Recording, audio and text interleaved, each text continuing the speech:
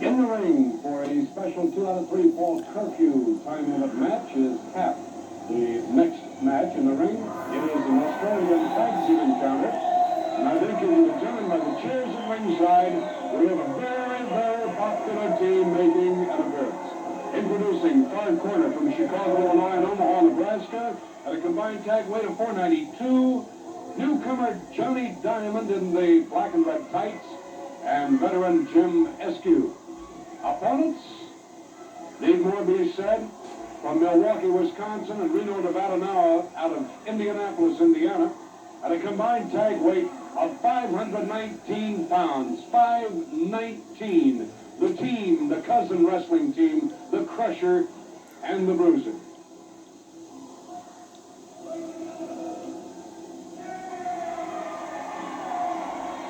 This is going to be interest A1.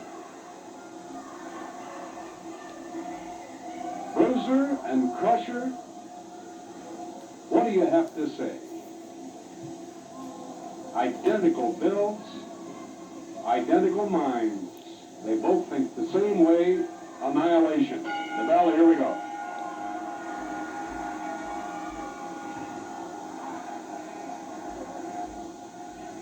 And Bruiser immediately, with Crusher countering from outside.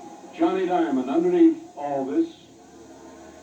And Johnny, who weighs about 261 or so, a little bit heavier than Bruiser in the ring, does not carry his weight as well. And it's going to be interesting to watch this weight move around. Bruiser again, viciously lashing that fist right to the top of the forehead. That remind you of an animal? Which one? Bruiser. Oh, it bet me. And Crusher. They don't, I just finished saying, Bob, they both think alike. Annihilation. Right. Just reminded me of an animal here. You see him looking down this way, he scares me half to death when I watch him, I can just visualize my man. I know there are ropes between us. Yeah, you never know about him, though. He might jump down and tear your head off, which he's done on numerous occasions with you, hasn't he, Chuck? Well, he's come at me, but I'll admit, I mean, when Bruiser or anybody like that's around, I'll turn.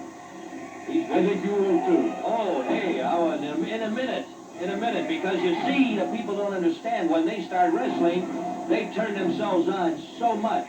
They believe me, they aren't themselves anymore. Of course, I told you about the time Bruiser hit me in the dressing room. That's what I was remembering, and I think he was in that state. They put themselves in not a hypnotic trance, but they are in a state of real competitiveness.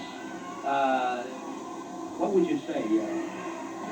Well, they're completely absorbed. Yeah, that's right. They're completely absorbed in this. Right. That's all they think is contact. Hey, we have an energetic SQ in here, huh?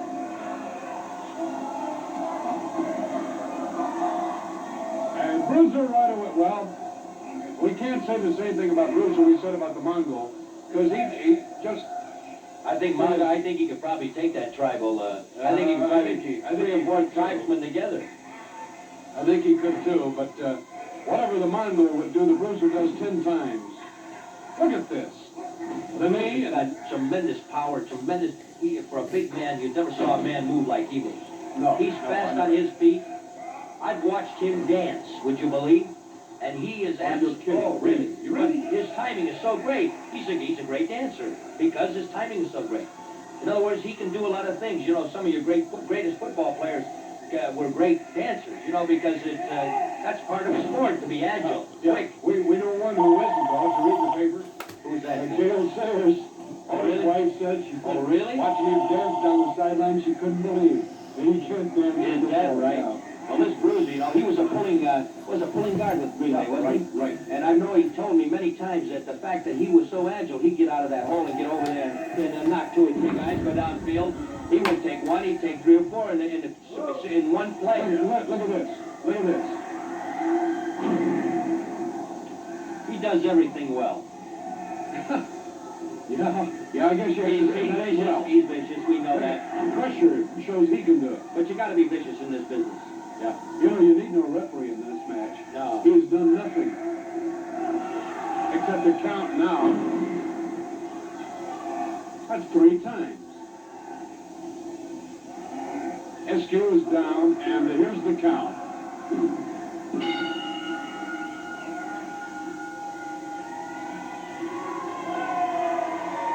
Four minutes, 48 seconds. 4:48. We'll stay right here, Bob, at ringside, rather than separate these matches with a commercial. We'll stick right here for 60 seconds.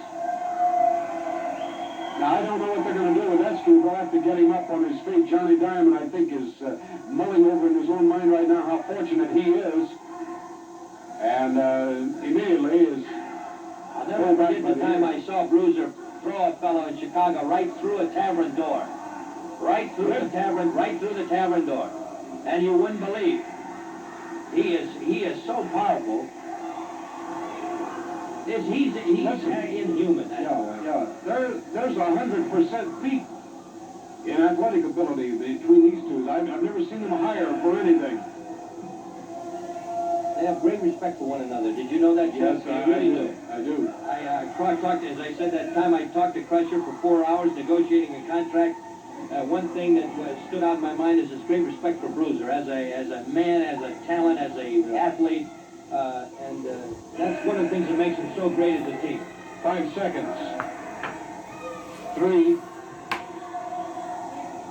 There's a bell. We're underway.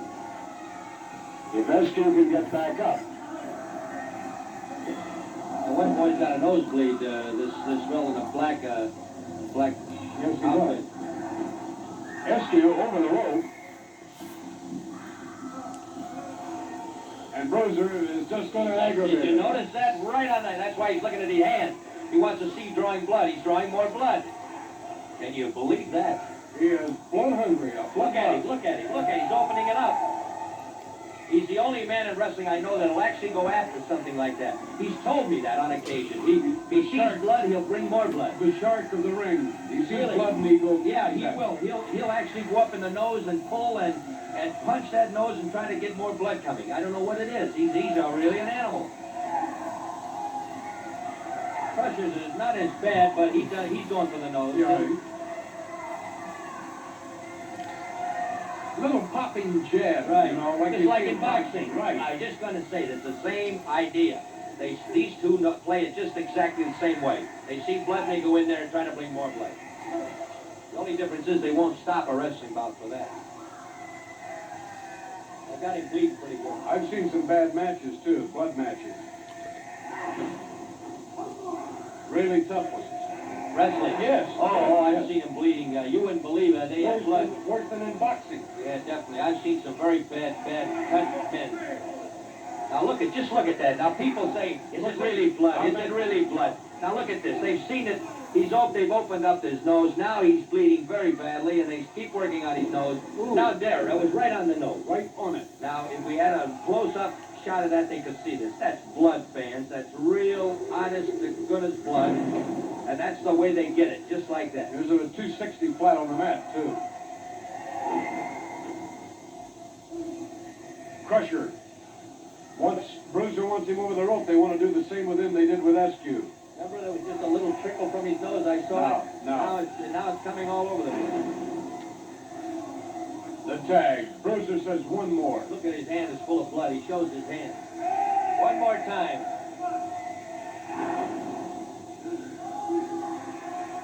The fans can't cringe at this. This is wrestling. The boy knew what he was getting into. He had a chance to back out. We had the standby ready. Eskew is laying over there. Notice Eskew, the doctor's with him across the ring. The doctor's with Eskew. He can't even move. I think he's maybe, I don't know, paralyzed. That's it. And the handshake at 3 minutes, 51 seconds signifies 2 consecutive falls to Bruiser and Crusher over their opponents. Phil Eskew, Jim Eskew, pardon me. I've got a good friend, Phil Eskew. Jim Eskew and Johnny Diamond. We'll be back, ladies and gentlemen, more championship wrestling in just a moment.